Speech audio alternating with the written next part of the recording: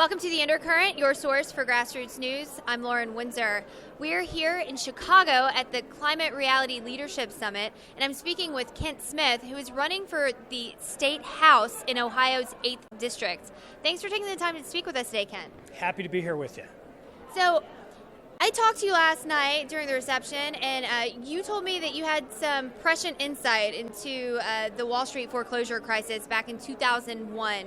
Can you tell me about how you came to that conclusion, one, and the steps that you took then to address it? Sure. I was running a fair housing agency in the city of Euclid, Ohio. Euclid is a first-ring suburb of Cleveland, Ohio. We're the largest suburb on the east side of Cleveland.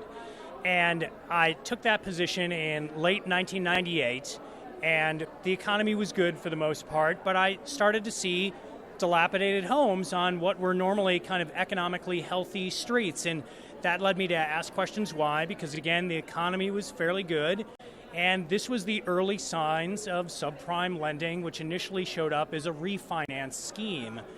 And so I started meeting with other kind of fair lending and fair housing agency folks, and we were all seeing it kind of in all of the neighborhoods that we worked with.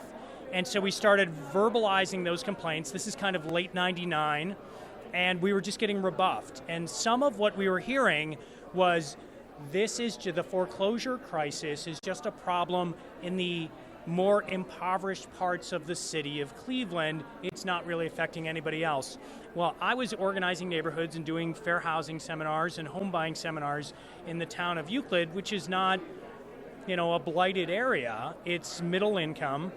And so I started to ask questions about, I think this foreclosure crisis, because again, the economy was strong in the 1990s, is more pervasive than what anybody is telling me.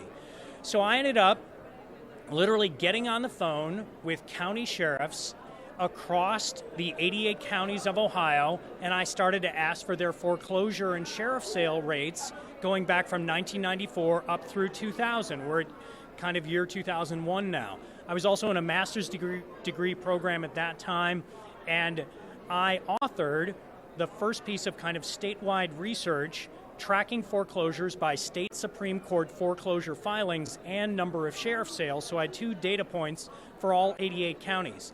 Now, there's not a repository of sheriff sales anywhere, so it literally was me getting on the phone trying to convince a sheriff to just tell me the numbers. So I didn't get data for all 88 counties.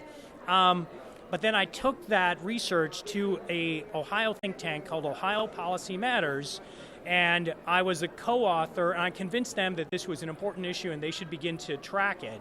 And I was the co-author of their very first predatory lending report that tracked foreclosures for all 88 counties.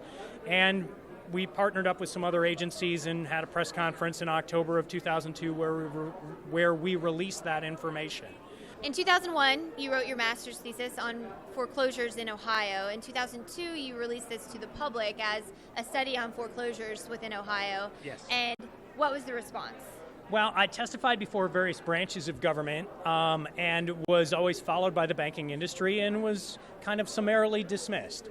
The banking industry showed up with PAC checks. I didn't have any PAC checks, but I was asking for consumer protections to be passed. At that point, the state of North Carolina had passed some, and we were trying to model Ohio after what was done in North Carolina, but none of that actually ever occurred.